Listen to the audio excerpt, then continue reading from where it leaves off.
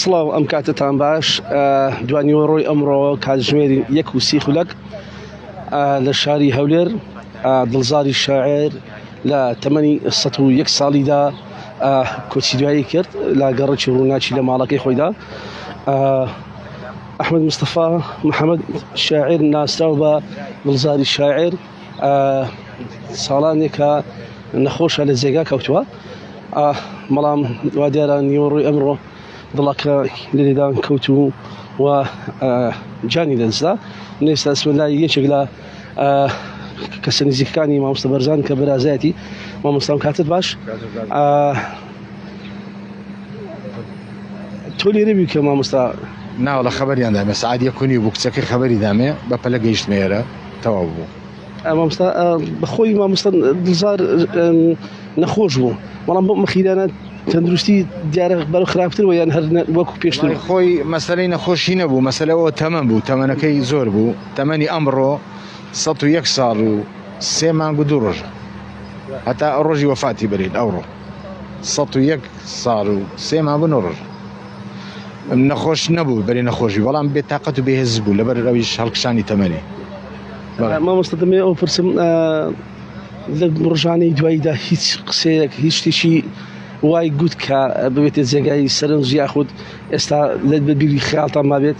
وەڵاهی خۆی 15 شعرێکی بڵاو کردەوە لە ڕۆژنامەی ڕێگای کوردستان، ئاخر شعری بوو، هەتا وەلەو شعرەکەم لەبەر نییە بە تەواوی بەڵام بڵاو کرایەوە. ئاخر کۆپلەی داوای یەکگرتنی کورد و کوردستانی گەورە دەکات. واتە بڵێن 20 ڕۆژێک بەردێستا لە 15 داوای یەکڕێزی کورد و کوردستانی گەورە. بڕیاتان چییە؟ تەرمەکە لێ چی بە خاک دەسپێرن؟ وەڵی پاش مەراسیمی ئەلێرە کە دەیکەین ئێستا بە تەماین بیبینەوە کۆی لە سەوەسەتی خۆی بۆ گۆڕستانی دەروێشختر لای باوکم و پورم لەوێ لە بە خاک دەسپێرن.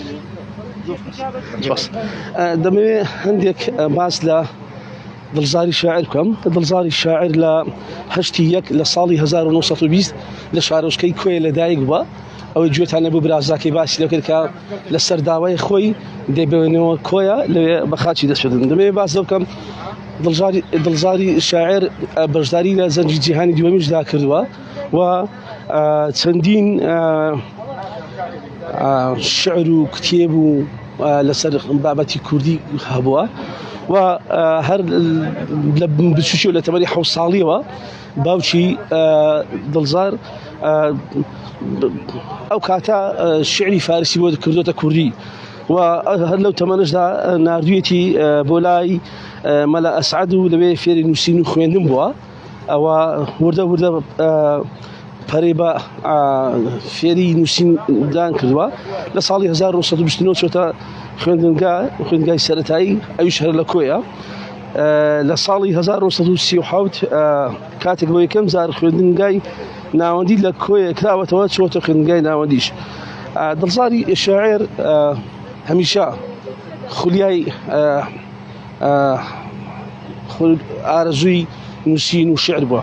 من دەمێ ئاماژە بۆ کەم ئێمە لە بەبۆنەی ڕۆژی لەدایک بوونی کە لە تەمەنی 101 ساڵیدا ئەم ساڵ هاتینە ماڵەکەی بە وەکو شارپرێس بە چەپکە گوڵێک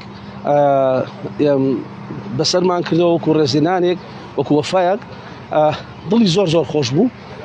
ئەو کاتەش بۆ ئێمە باسی لەو کرد کە توانای نەماوە ئەجینا ئێستاش حەزی لە شعر نووسینە، ئێستاش حەزی لە نووسینە و تەمەنای ئەوەی دەکرد ئاواتی ئەوەی دەخوازیت کە توانا و هێزی بگەڕێتەوە و جارێک دیکە دەست بە نووسینەکانی بکاتەوە. بەڵام ئەمڕۆکە لە کاتژمێر 1:30 بۆ 2000 ماڵاوی کرد.